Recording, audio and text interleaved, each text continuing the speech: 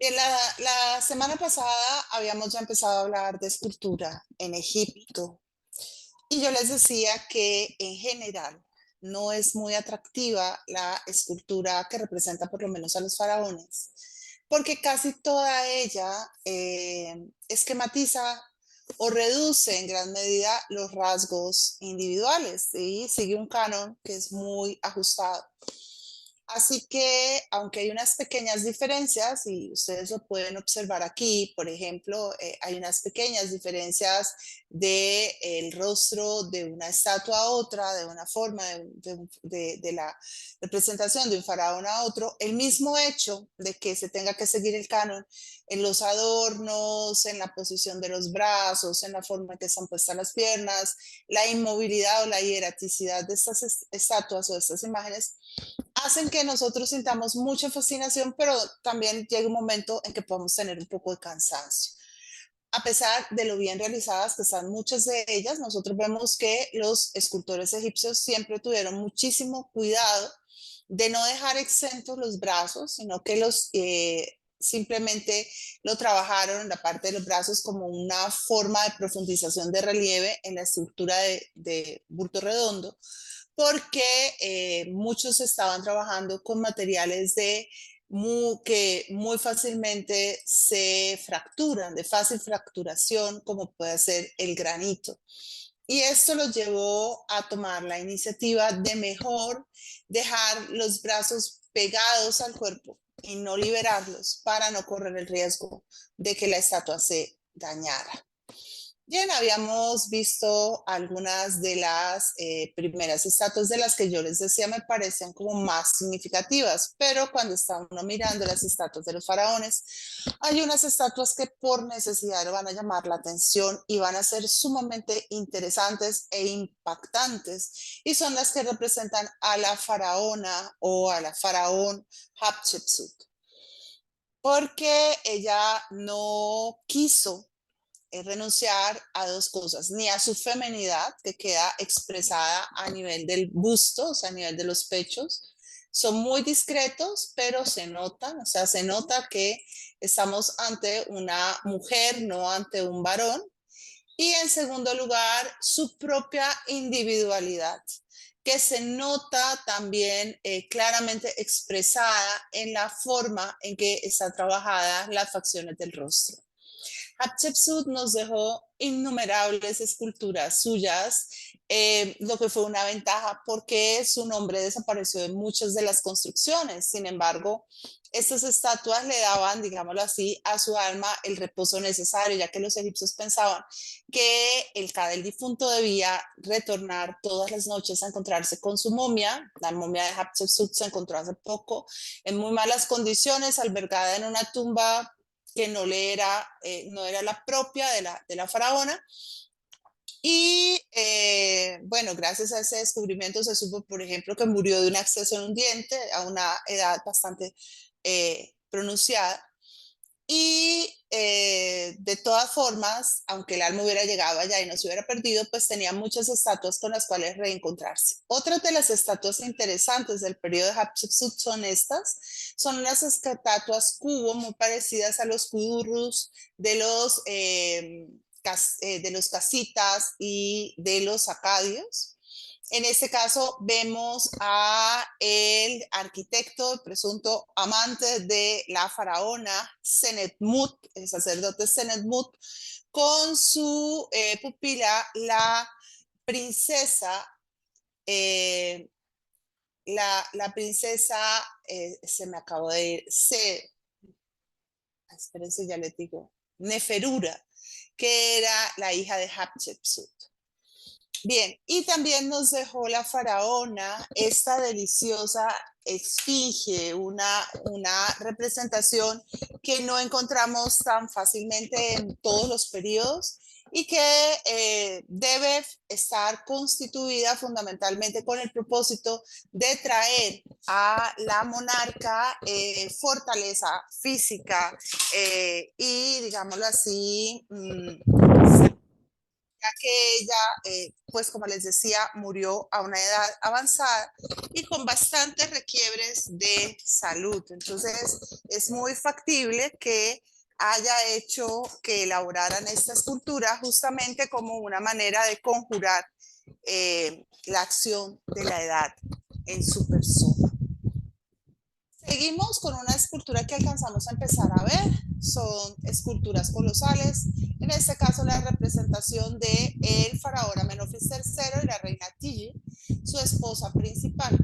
Entre ellos hay una tercera figura que es muy probablemente la princesa Genutanep, quien fue una segunda esposa tomada por Amenofis III, que se la representará ahí, muestra su importancia, su significación, pero el tamaño entre ambas mujeres deja muy claramente establecido quién era quién dentro de este entorno familiar.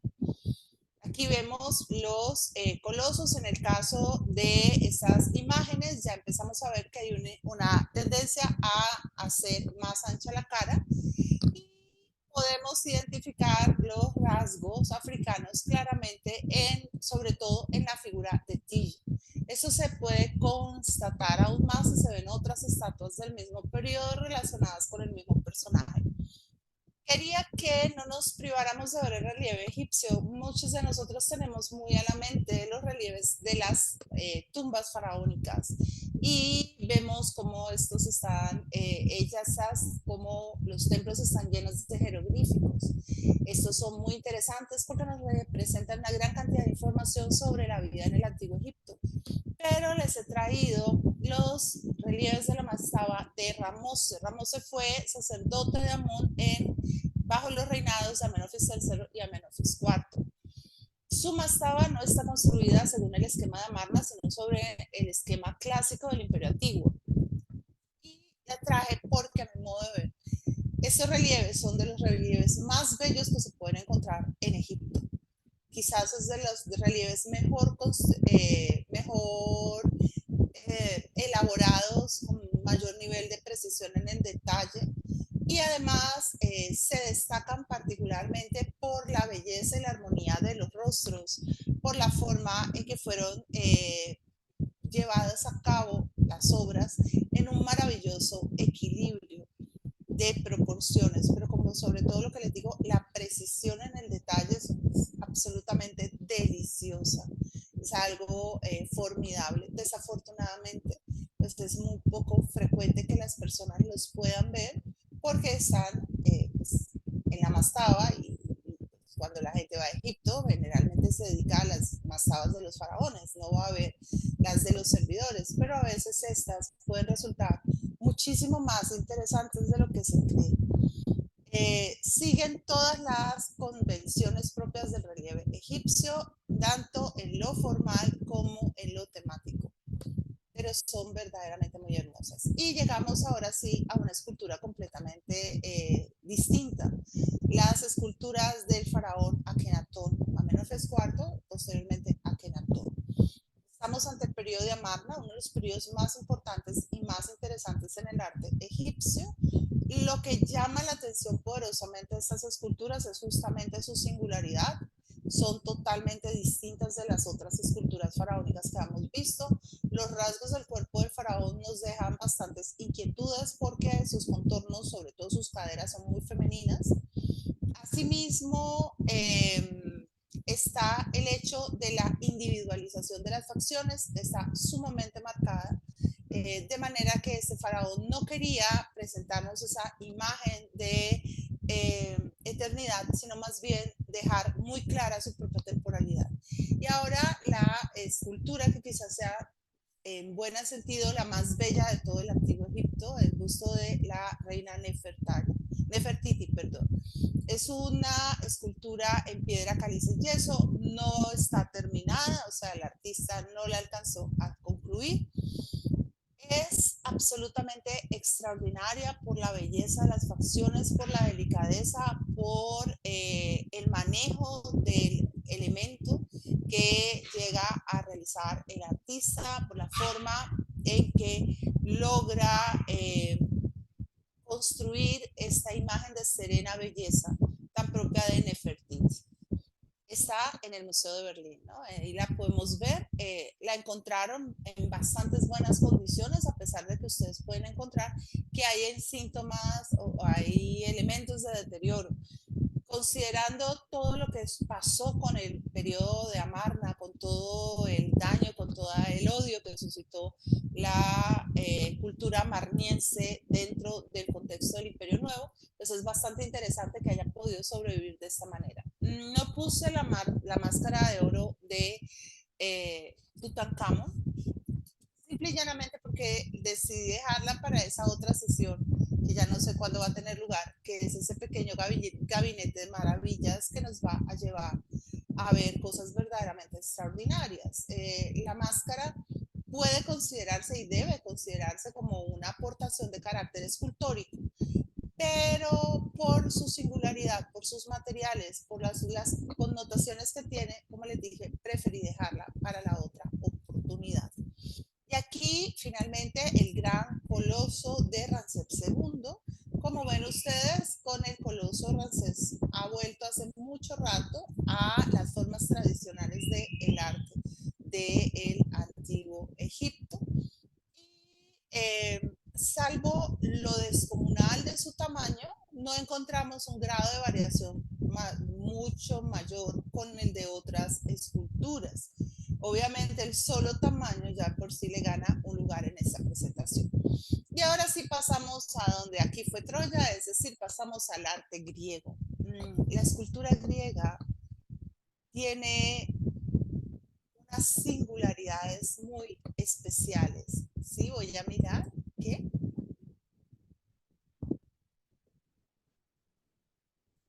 Ah, no, es porque tenía aquí cerquita el ventilador, lo voy a bajar. Me dicen si mejora el sonido, si es que pensé que no les afectaba. Me dicen, por favor, si mejoró. Sí, Gilma, Bueno, mejoró. bueno, gracias. Gracias. Bueno, la escultura griega es un punto aparte en todo el proceso del arte, no solo antiguo, sino del arte en general. Los griegos tuvieron una muy particular sensibilidad frente a lo estético, crearon una estética de la singularidad, precisamente eso es parte de su, digamos, de su aportación más significativa. Y eh, los griegos le dieron a la escultura entonces una característica completamente nueva. Hicieron de la escultura algo pleno, algo vivo, algo potente. ¿Me dicen, se oye el viento o no? ¿Lo puedo dejar ahí o no? Yo sí lo ¿Oyes el oigo. viento? Sí. Es que no les cuento que me va a pegar una cocinada aquí. Ay, Y esto Gilma, no que sé qué decirte. este anda, este suena bajito, pero a pesar de todo, si lo pongo ahí, ¿se oye A mucho ver, o ya no? sí, también lo oigo. Qué pena, qué pena. Es decir, me da vergüenza, pero sí me interrumpe un poco Y el ahí, hilo de la charla. y ahí, Muy poquito. muy poquito, pero todavía se Bueno, no oye. me pares bolas. Sigue, No, no, sigue, no, Gilma, no, siga. no, yo Si voy se a pone intentar, imposible, te pongo una notica. no, yo voy a mirar, me dicen a ver si ya lo puse más lejos, si ahí les molesta o no les molesta. No, ahí no se Bueno, ahí no se oye. ok, perfecto. Bien, entonces, como les decía, vamos a empezar un recorrido mínimo porque ya lo hemos probado en otras oportunidades, el arte griego tiene la capacidad de absorbernos.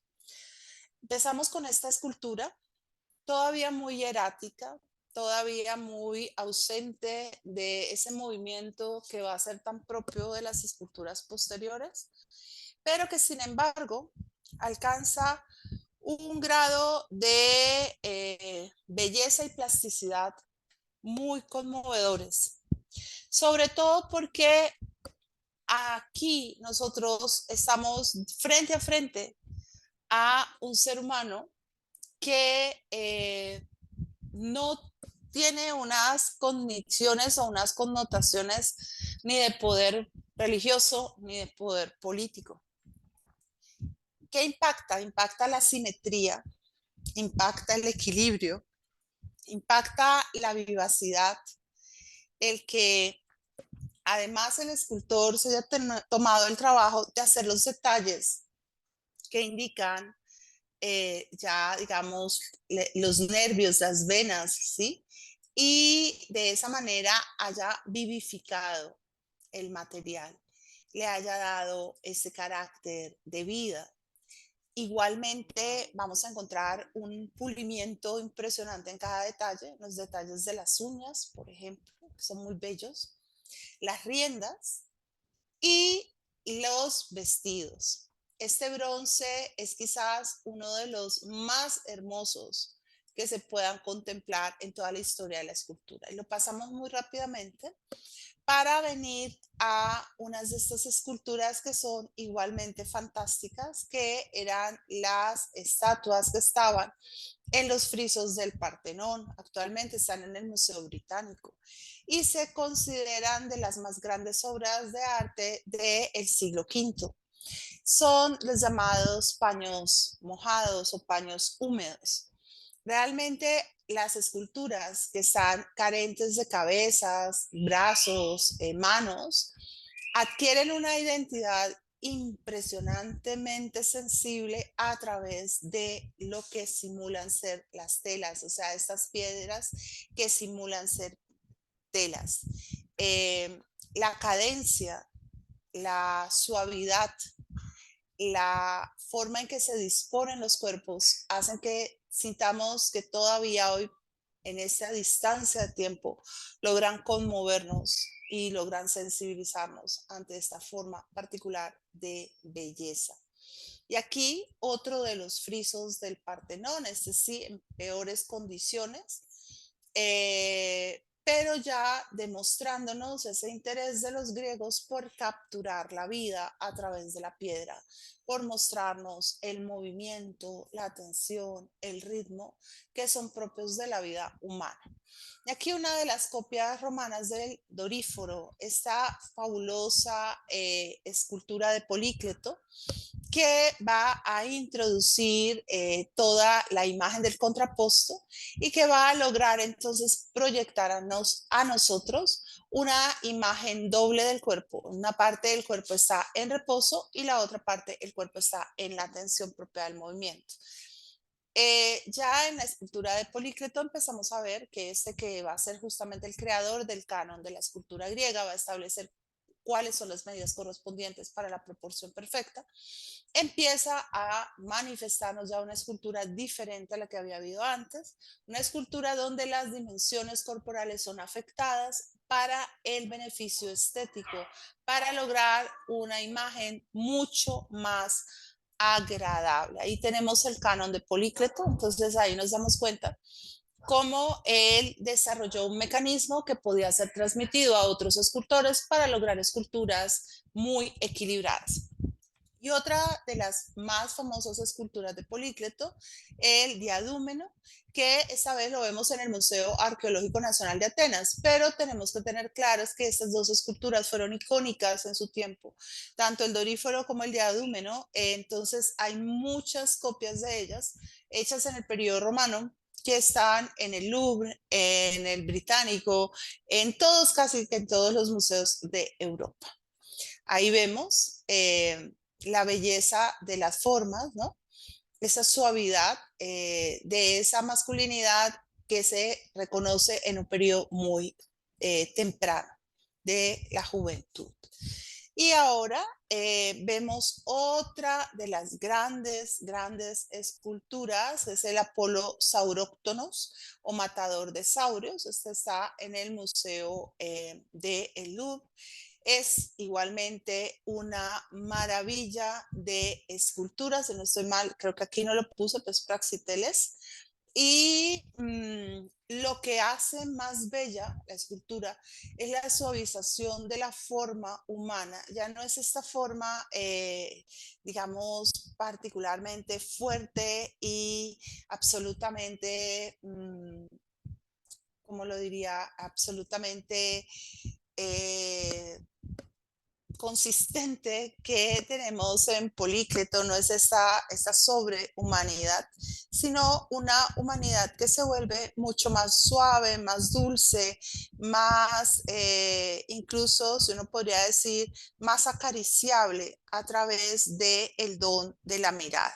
Eso es lo que nosotros vamos a encontrar en este Apolo sauróctono, que además trae consigo un elemento sumamente interesante y absolutamente hermoso, y que es justamente el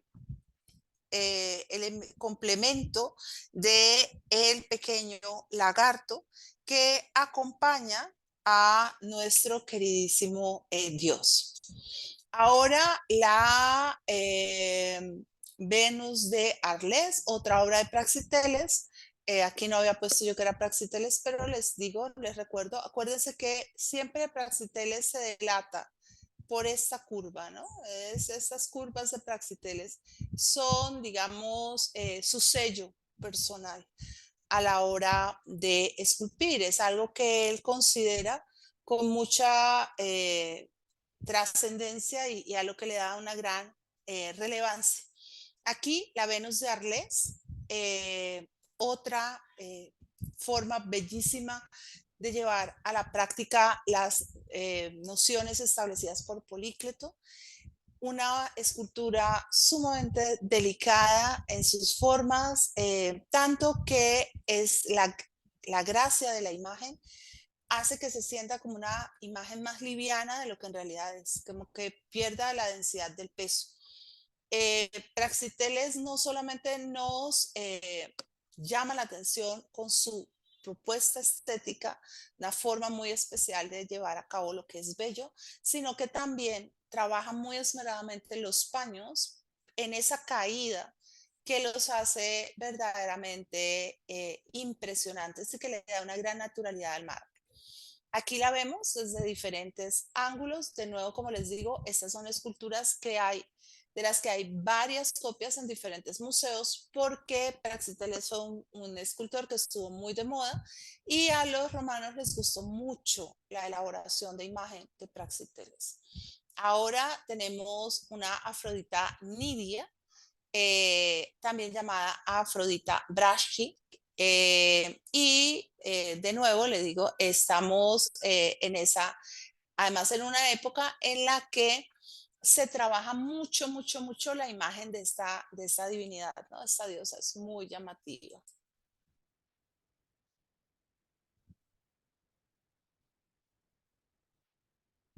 Ah, ok, Terry, claro, entendemos. Bueno, ahora ya nosotros salimos de esa delicadeza de Praxiteles y entramos a la contundencia de Scopas. Scopas es exactamente eso, un escultor cuyas obras tienen una gran presencia, son mucho más dramáticas. Si uno ve, por ejemplo, los rostros de Praxiteles son mucho más tranquilos, no transmiten una emoción particular, la figura parece estar en equilibrio y emocional, tiene un juego divertido con el entorno, pero no muestra una emoción específica. No pasa así con la obra de Praxiteles, que tiende a ser mucho más dramática y también a ser, como decía ahorita, mucho más contundente. Con Praxiteles los cuerpos vuelven a tomar esa dimensión imponente, y al igual que lo que ha hecho Praxiteles, está jugando con los apoyos para su obra. La gran búsqueda de los escultores greco-romanos fue lograr que la escultura pudiera sostenerse en equilibrio con el mínimo apoyo necesario. Es decir, si los egipcios apostaron a una escultura integrada a la piedra porque temían particularmente que se pudiera fracturar el material si dejaban los brazos exentos, Los griegos hicieron la apuesta completamente contraria, o sea, van a apostar por tratar de dejar la mayor cantidad de mármol exento y jugar especialmente con los pesos de la escultura para que ésta sea más impresionante ante el espectador. Nosotros vemos entonces cómo la idea fundamental es ojalá poder eliminar todos esos elementos de respaldo o por lo menos minimizarlos en todo lo posible. Esta escultura, que es quizás la escultura griega, yo diría casi que la escultura griega más conocida, muchas personas incluso la conocen sin saber qué es griega o qué representa o qué significa. Pertenece al periodo helénico. No sabemos quién la esculpió, pero lo único que sabemos es que el taller donde fue realizada debía trabajar en un grado de especialidad muy alto. Lo que hace bella esta escultura, bueno, uno tendría que decir que es todo el contraste. En primer lugar, el contraste que se genera en el hecho de no tener brazos y de no tener cabeza. Porque si ella tuviera cabeza o tuviera brazos, nosotros probablemente estaríamos más pendientes de los brazos y de la cabeza de lo que estamos del torso. Al no tenerlos, la parte del cuerpo que queda se vuelve mucho más significativo. Tiene esa espléndida delicadeza de los paños húmedos llevadas hasta el máximo de la expresión posible.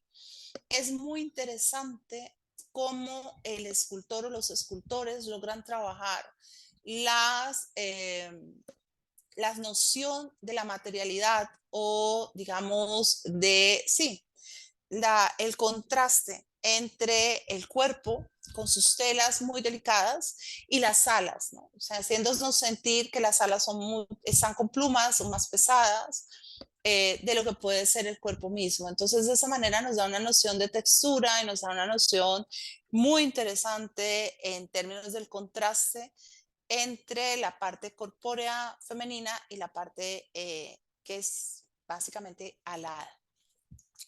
Salimos de la escultura griega en 3 pasos, una cosa que casi uno dice, no me lo puedo creer, pero como les decía, mi intención con esta presentación es una mirada general al cuerpo escultórico, no es detenerme en un periodo particular. Mm, el arte tiene unas condiciones que lo hacen extraordinariamente útil para la inteligencia, la razón y la razón humanas, también para la política, para la democracia, para la vida en sociedad. El arte nos hace más tolerantes, nos hace más capaces de aceptar la diferencia. Cuando nosotros hacemos un paseo como el que estamos haciendo, lo que más percibimos a primera instancia son esas diferencias. Ahora entramos a ese periodo tardorromano, un periodo donde las formas propias del cuerpo se van perdiendo en unas esquematizaciones que se corresponden justamente con la necesidad que tienen estas personas de este tiempo de tratar de no incurrir en el pecado, de no caer en ese mal, en esa falla que supone idolatrar a alguna imagen. Dentro de las imágenes que les traigo, ya más allá del canto romano, nos centramos al románico. Y el románico es un arte muy singular, porque es un arte que está lleno de elementos de imaginario. Los imaginarios medievales son muy ricos, ya los hemos conversado en otras oportunidades.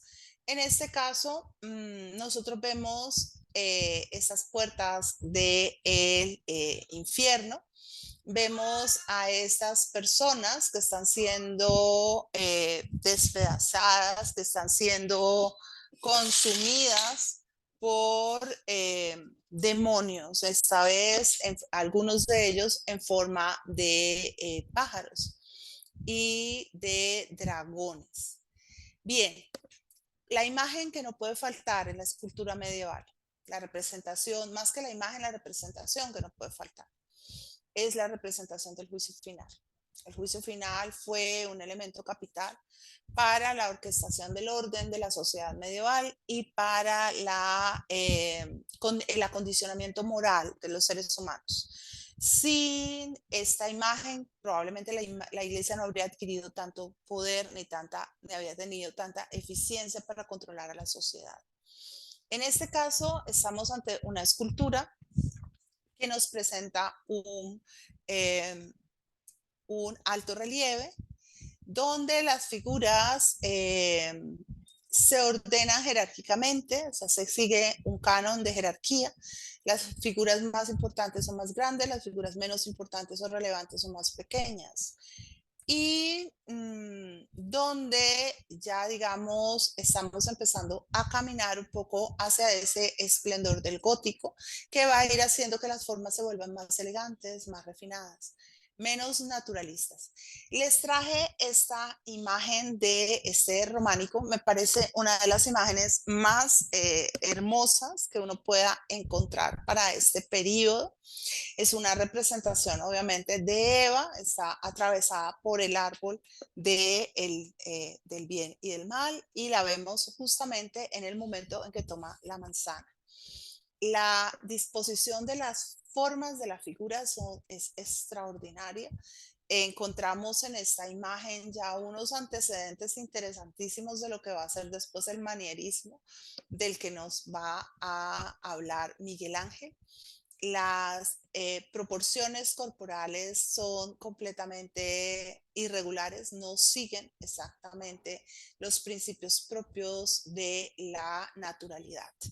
Pero la imagen es en sí misma bastante naturalística, con unos grados de estilización muy altos, por ejemplo, en la forma en que el artista ha construido la imagen de la serpiente, ¿no? Cómo la ha ido diferenciando. Y ahora aquí encontramos las estatuas de la Catedral de Chartres.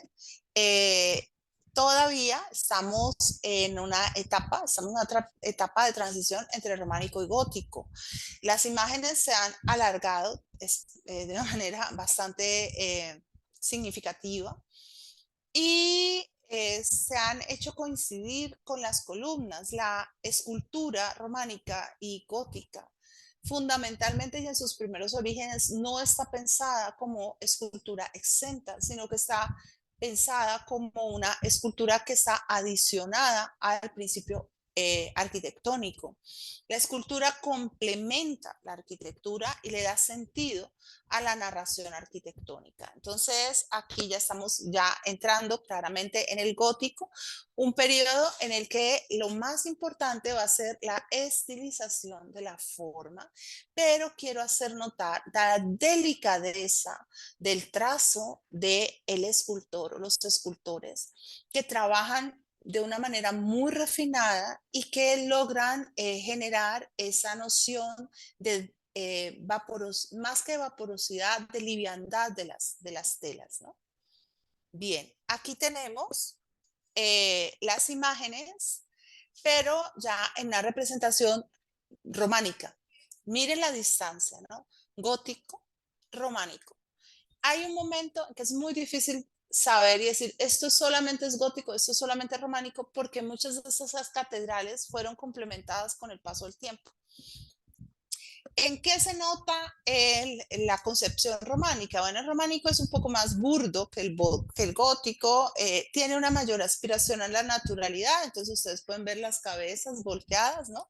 No está esa idea del cuerpo perfectamente establecido, casi que en una condición completamente hierática y absolutamente formal, que lo vuelve totalmente rígido, sino que hay unos ciertos afectamientos, unas ciertas características que buscan que la imagen tenga un impacto quizás más en los sentidos que en la razón.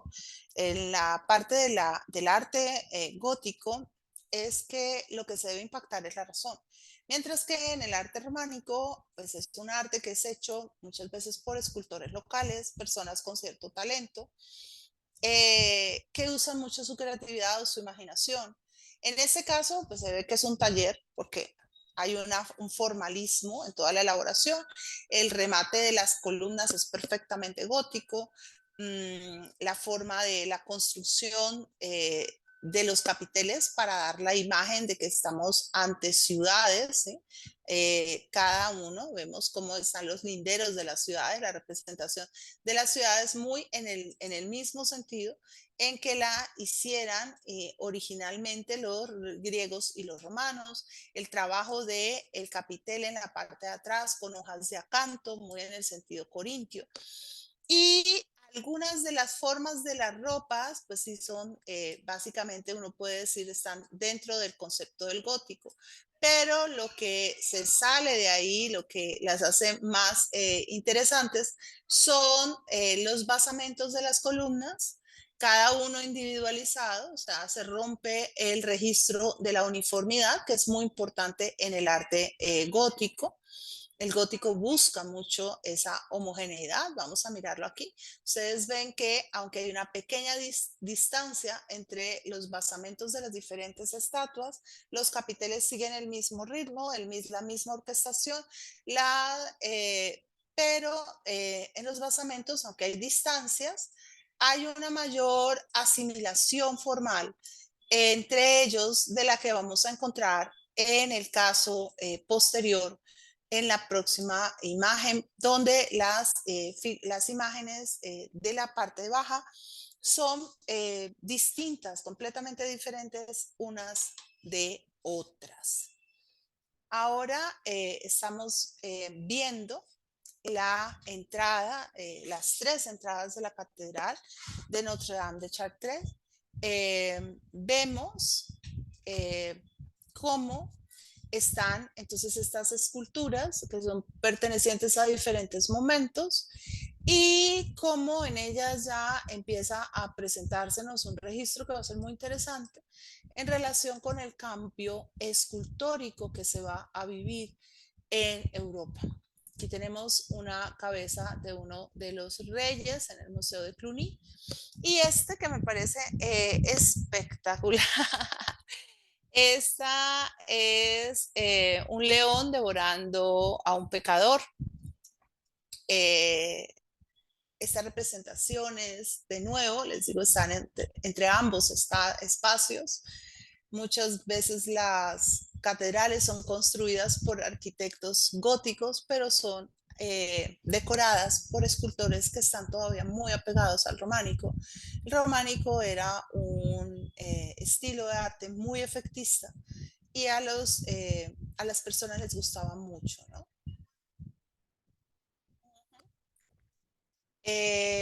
Ahora, aquí encontramos otra representación de arte románico, otra vez el león que está devorando a un demonio.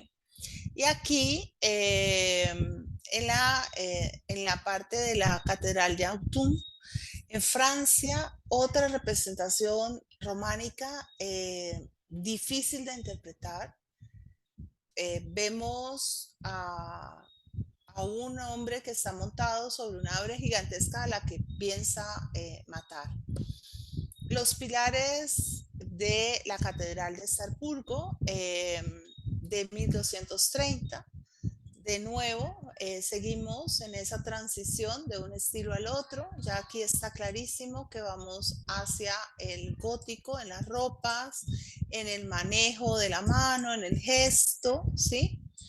Pero todavía en términos de manejos de proporcionalidades, de expresiones, hay un cierto destello de naturalidad que no se corresponde con lo que va a llegar a ser el románico, sino que el gótico, perdón, sino que todavía se inscribe dentro del arte del románico.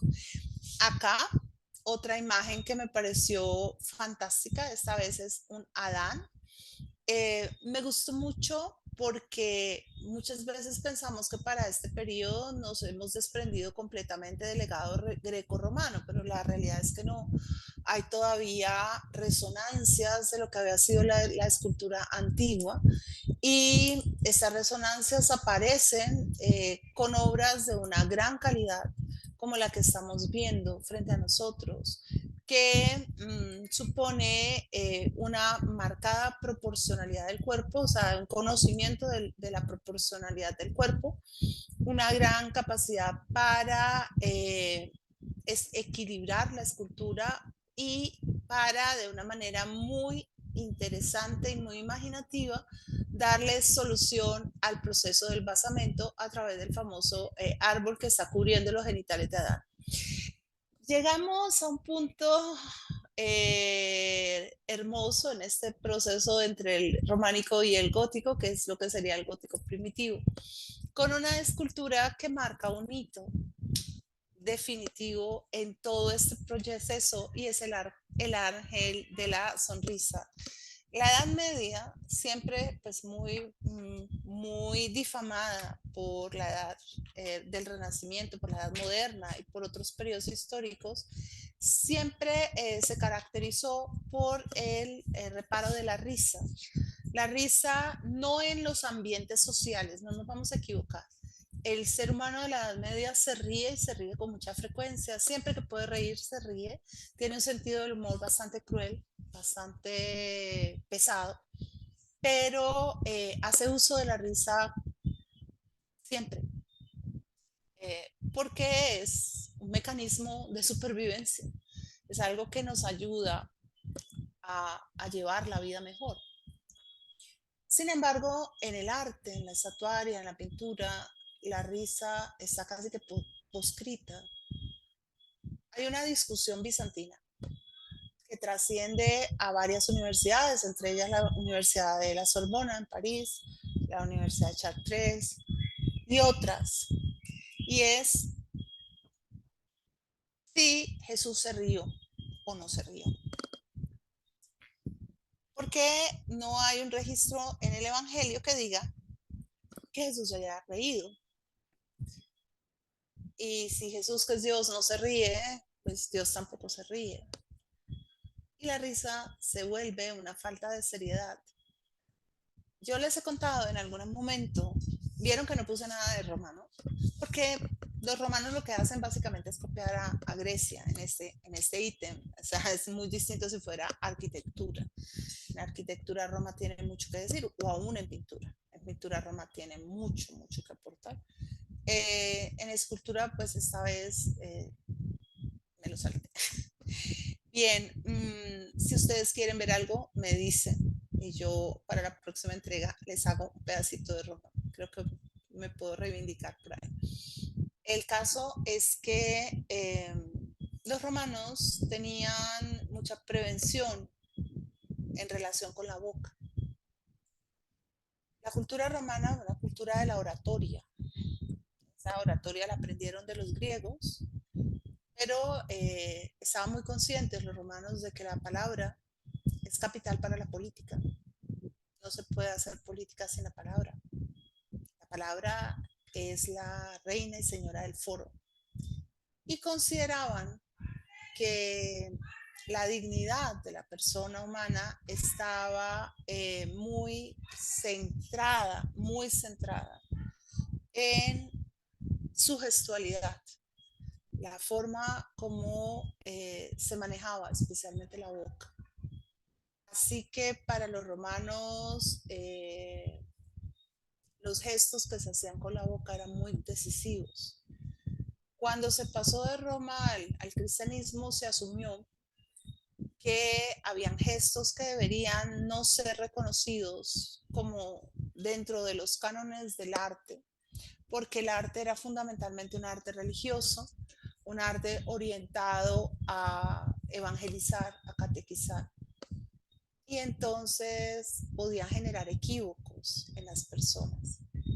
Así que este ángel que se ríe se convierte en un hito y en un punto de inflexión, eh, en un elemento teológicamente liberador.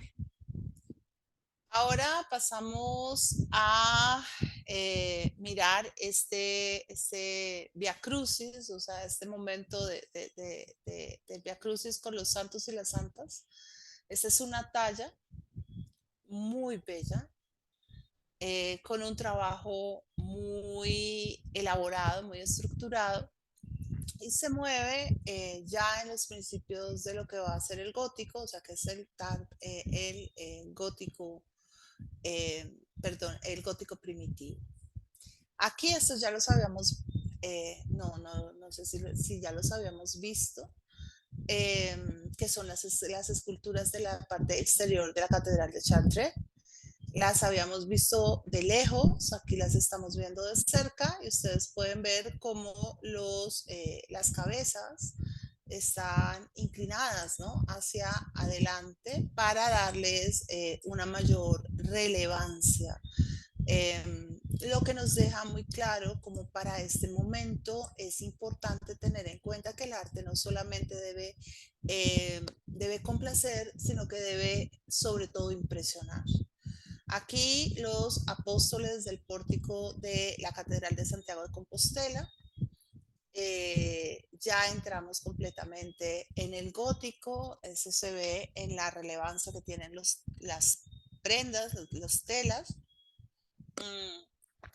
y en una comprensión que hace quien construye el conjunto escultórico, de que éste tenga una armonía interior, que tenga un ritmo propio y que se presente al espectador como un conjunto estructurado, fácil de comprender.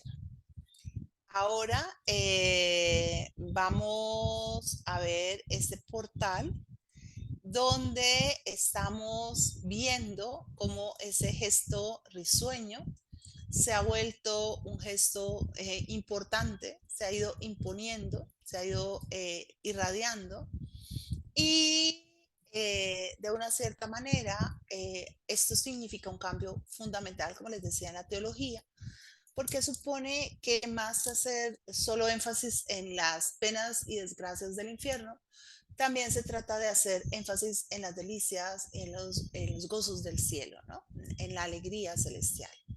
Llegamos a una de las esculturas, o a algunas de las esculturas más importantes de todo el complejo del gótico francés. Estamos aquí ante las famosas gárgolas de la iglesia de Notre Dame.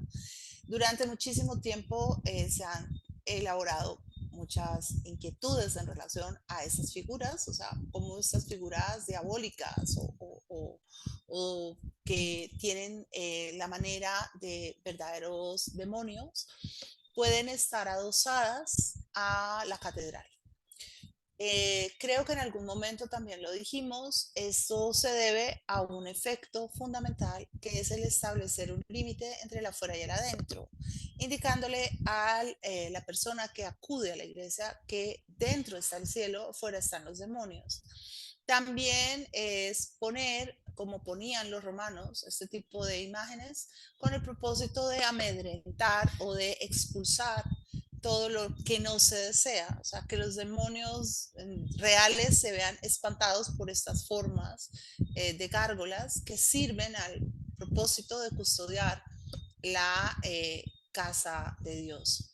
Son absolutamente fantásticas, o sea, son quizás de las mejores imágenes de lo que nosotros identificamos hoy por hoy como gótico. Cuando pensamos en el gótico, pensamos en esto oscuro, esto que es raro, esto que tiene esas formas singulares y que puede ser chocante, bizarro, ¿no? Entonces, esta es esa imagen que es la que nos transmite este tipo de obras que son bastante oscuras, pero que resultan imaginativamente extraordinarias, ¿no?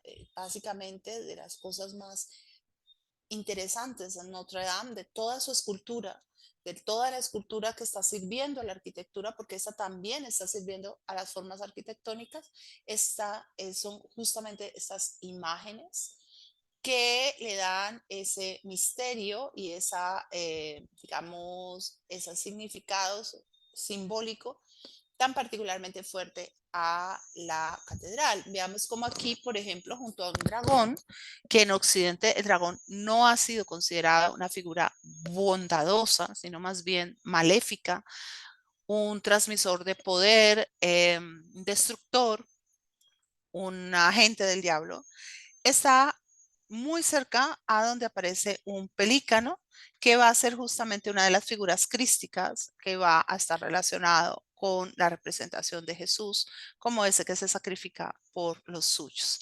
Y aquí vamos a encontrar también escultura exenta. Fíjense que este Adán, por ejemplo, pues si a mí me preguntan, yo definitivamente me quedo con este, o sea, con este Adán.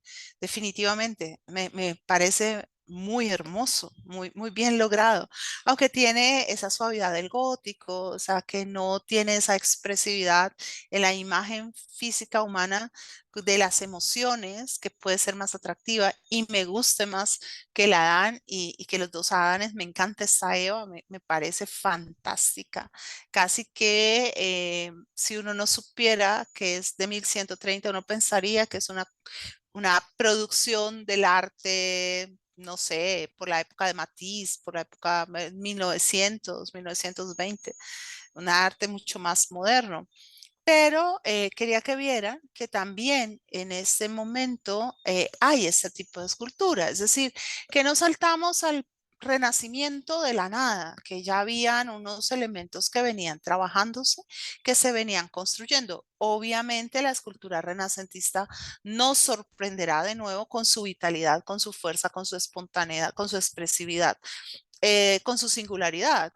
La escultura gótica es interesante en la medida en que nos es más ajena, la vemos menos veces, pero no es una escultura que nos llame a jugar con ella, no mucho, salvo, por ejemplo, de las gárgolas que inmediatamente llaman a la imaginación literaria de una vez, ¿no? Uno inmediatamente puede escribir cuentos relacionándose con estas imágenes, son muy poderosas frente a la imaginación y frente a al ser humano.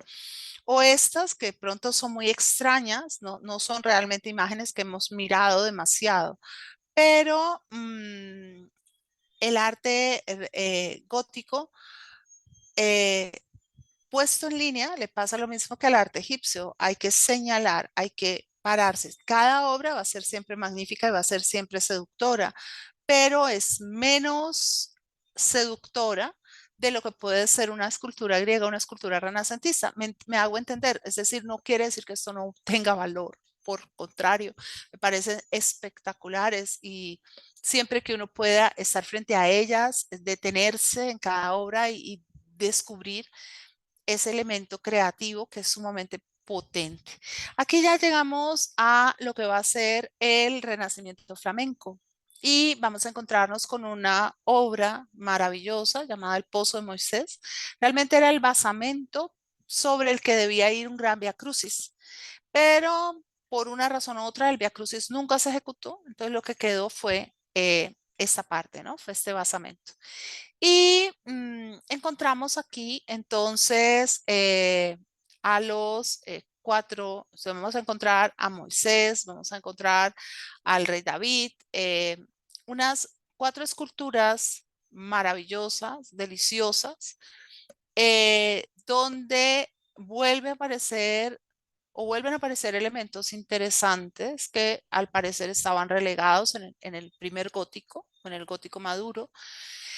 Este es gótico tardío, renacimiento flamenco, y es que vuelve a aparecer una cierta suavización de la línea y una cierta armonía y una cierta cadencia y una cierta naturalidad y una mayor expresividad. Nótese que en este caso Moisés, al igual que en el caso de Miguel Ángel, tiene sus famosos cuernos por ese error de interpretación de la Biblia. O sea, no fue solamente Miguel Ángel el que cometió el error. Aquí vemos al rey David y vamos a ver profeta Jeremías y vamos a ver a el profeta Zacarías. Es maravilloso el manejo de la naturalidad del cuerpo, de las barbas, de las arrugas de la frente, de los ojos. O sea, estamos ante una obra escultórica de gran impacto.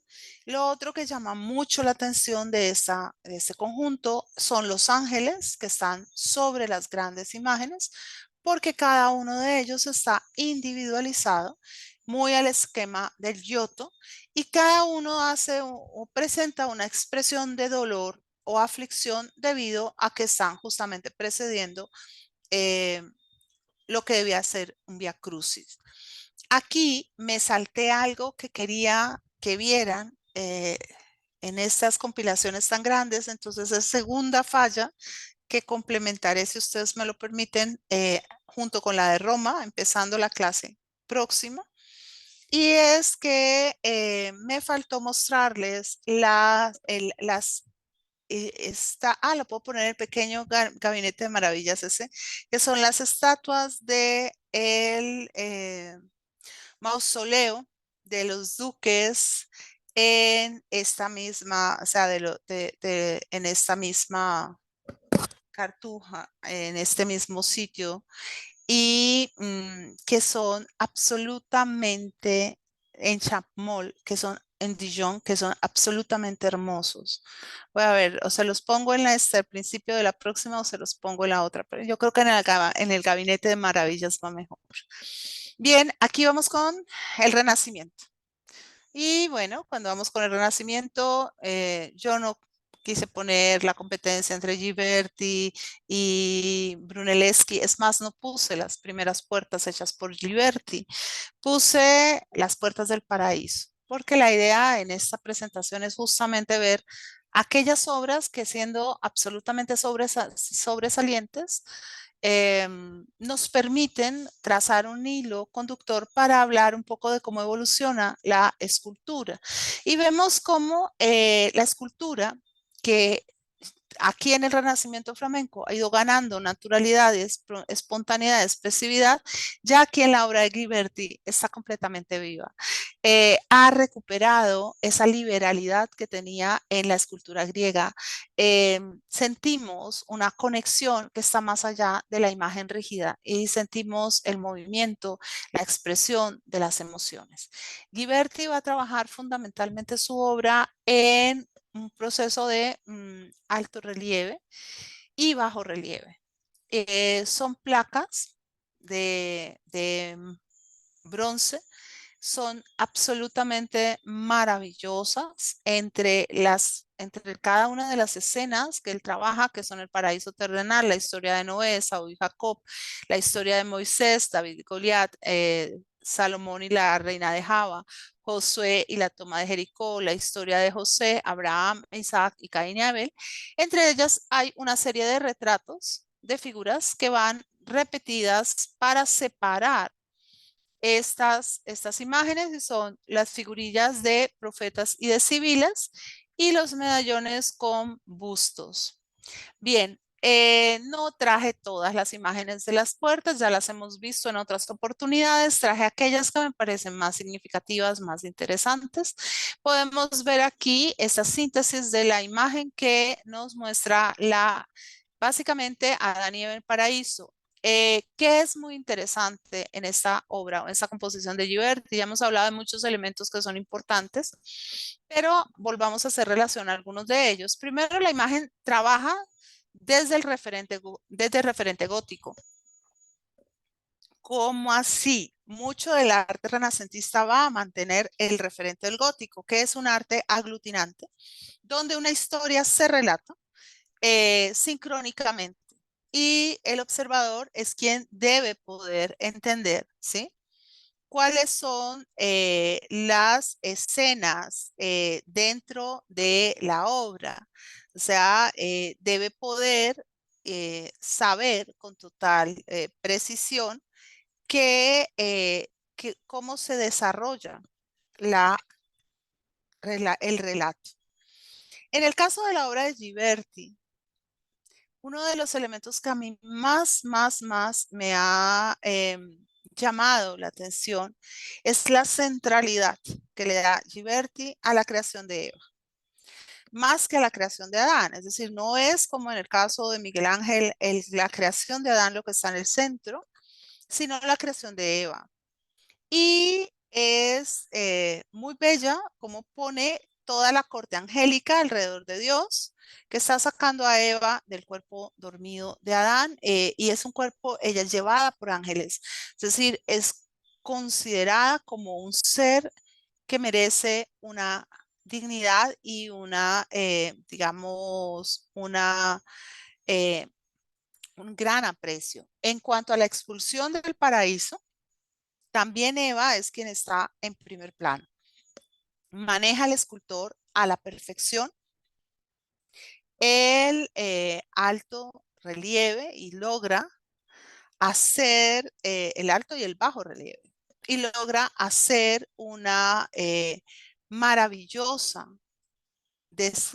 un maravilloso desarrollo de la escena. Miren acá, si va haciendo bajo relieve, lo va hundiendo, ¿sí?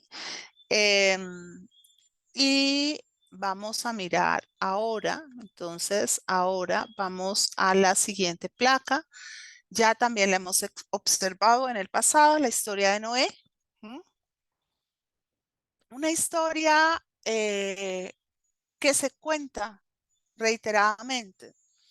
Esa historia donde Noé aparece borracho frente y desnudo frente a sus hijos que en principio quieren, pues se burlan de él hasta que lo que hace que sean, digamos, llamados al orden, mostrando que un hijo no debe burlarse de las debilidades de su propio padre.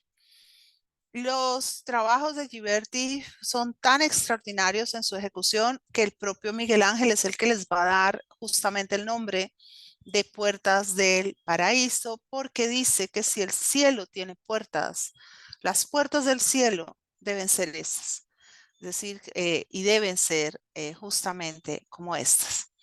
Bien, pero, ¿y por qué lo puse al revés? Un minuto, perdón. Este es 1436. Sí, me equivoqué en el orden, me perdonan. Voy a empezar por esta, que es nuestro querido David de Donatello. El David de Donatello, ya lo hemos dicho en muchas oportunidades, está entre por lo menos entre las 5 mejores esculturas de todos los tiempos o de las esculturas más importantes de todos los tiempos, junto con el David de Miguel Ángel.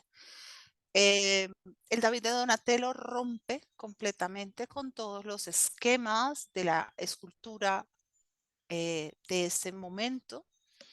Trae consigo una gran sorpresa, un gran atrevimiento, desnudar un cuerpo de un jovencito que todavía no está maduro, o sea, es apenas un efebo.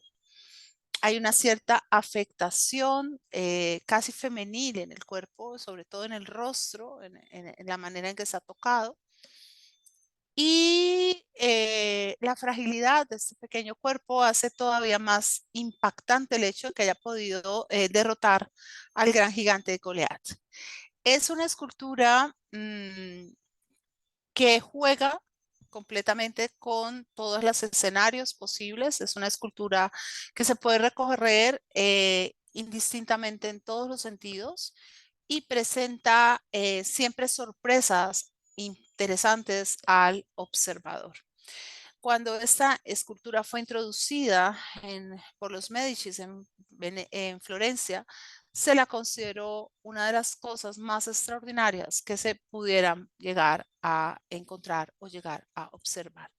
Me voy a devolver un minuto porque ahora sí, estamos en el 30, vamos al 36. Contrastando con el David, tan sumamente suave en sus formas, tan afectado, tan risueño, tan fluido, está esta escultura de el profeta Habacuc. Esta escultura es definitivamente desgarradora y conjuga lo mejor de la inspiración medieval en relación a estos santos de vidas desgarradas, de sufrimiento, de pobreza, de carencia, de sacrificio, con los elementos greco-romanos relacionados con el manejo de la corporeidad y sobre todo de los paños que caen sobre el cuerpo de Habacuc.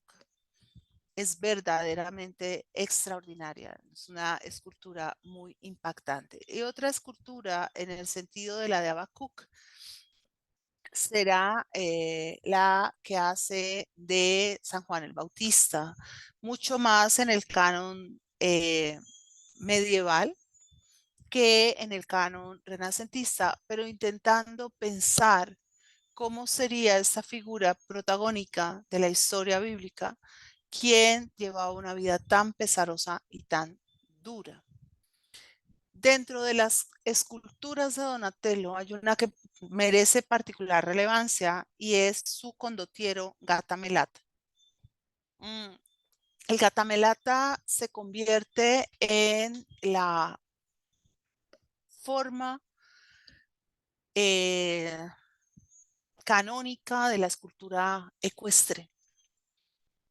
Todos los escultores posteriores intentarán hacer a su vez un trabajo similar al de Donatello. En este caso llama mucho la atención la corpulencia del caballo, pero ya está claro por la manera en que está dispuesto el jinete, en que éste lo controla a la perfección y que no tiene ningún problema para mantener el bastón de mando en su mano y la mirada firme al frente. En cuanto a la proximidad de la escultura, podemos ver la riqueza en el detalle y la riqueza en la naturalidad.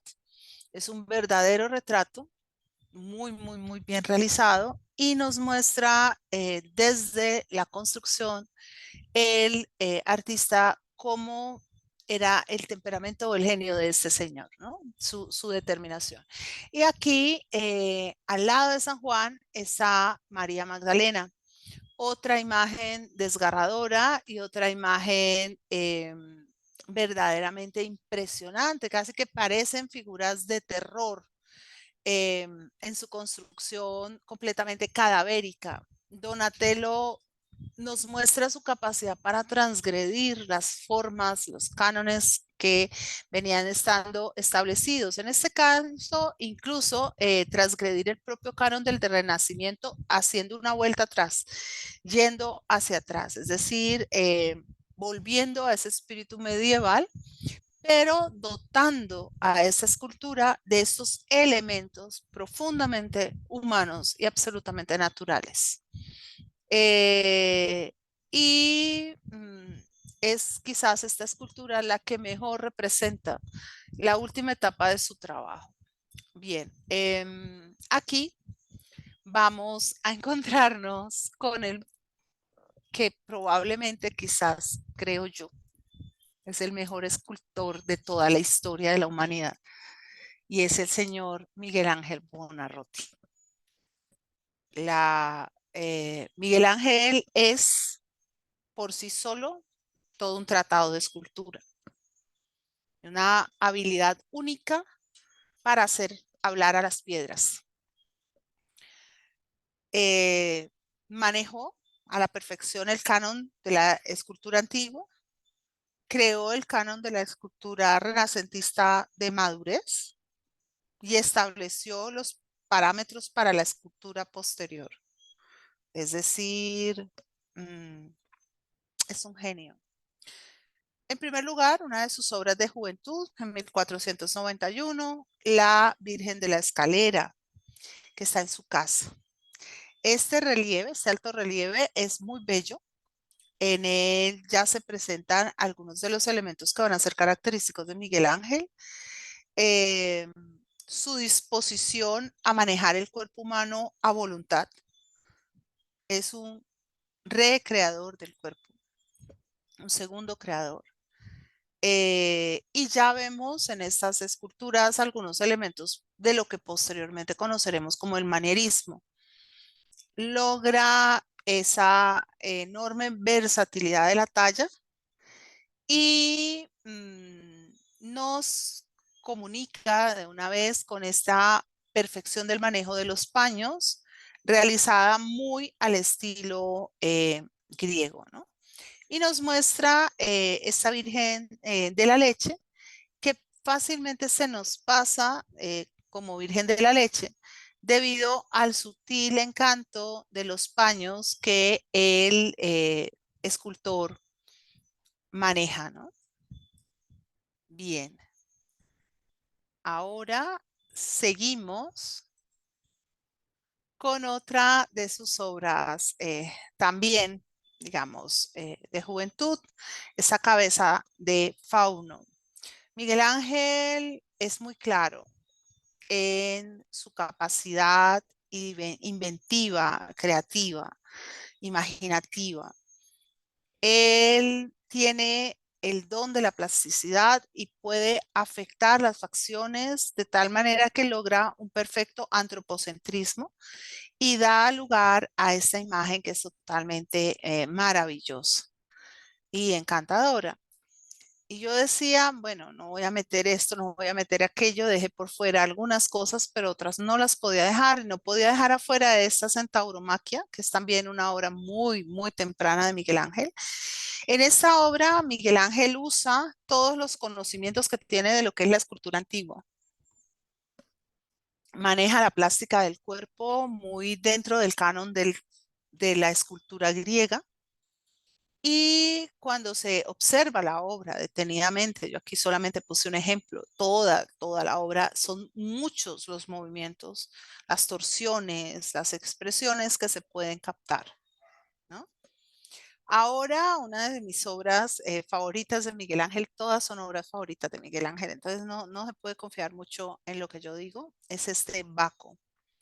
Pero me encanta el Baco. Me encanta porque, bueno, este es un Miguel Ángel más explorador, ¿no? Más joven. Entonces, este Baco tiene una cierta laxitud y una cierta animalidad, una cierta naturalidad eh, única. Generalmente se hacían los seres míticos siguiendo el esquema del canon del cuerpo humano, del rostro humano. Miguel Ángel no, Miguel Ángel lo altera. Miguel Ángel hace que estas criaturas se vuelvan verdaderamente fabulosas. El estratagema de hacer el cabello como racimos de uvas, el cáliz tomado por la mano, maravilloso, o sea, y el haber obtenido el mejor resultado posible de cada veta del mármol y manejado a la perfección la luz, ¿no? En el mármol. Llegamos a su escultura perfecta. Esa es una de sus primeras esculturas perfectas. Con esta escultura, Miguel Ángel alcanza el canon completo de la escultura renacentista. La Pietà es una obra singularmente bella, particularmente armónica a partir de unos contrastes visuales muy fuertes generados entre esta madre casi adolescente que es más cercana o está más propicia para una madre de una anunciación y este hijo adulto que yace sobre su regazo. Hay una cantidad de juegos dentro de la relación de las dos figuras que son absolutamente maravillosos. El propio Miguel Ángel al terminarla se sintió tan absolutamente satisfecho y abrumado que firmó la escultura. La firmó en justamente aquí en esta banda que tiene la Virgen cruzada sobre el pecho, aquí.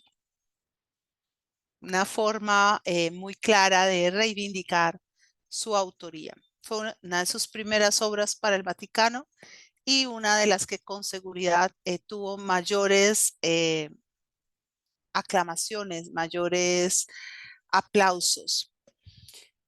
Como parte de sus trabajos para Papa Julio II, Miguel Ángel empezó una obra, una tarea monumental de la cual solo quedan algunos fragmentos.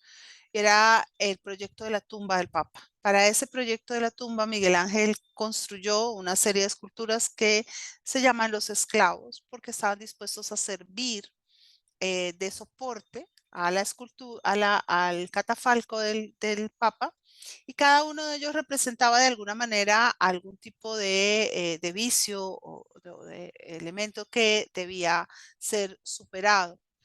Con los esclavos, Miguel Ángel trabaja ya plenamente su canon de finito no finito. La figura parece estar brotando del bloque de mármol, no queda totalmente acabada y se vuelve, sin lugar a dudas, mucho más inquietante y mucho más llamativa. Voy a dejar ahí porque ya lo que siguen son Moisés y David, y ya esas son dos esculturas de las que pues vale la pena hablar, así sea en pequeño un poquito. Cuéntenme cómo nos fue.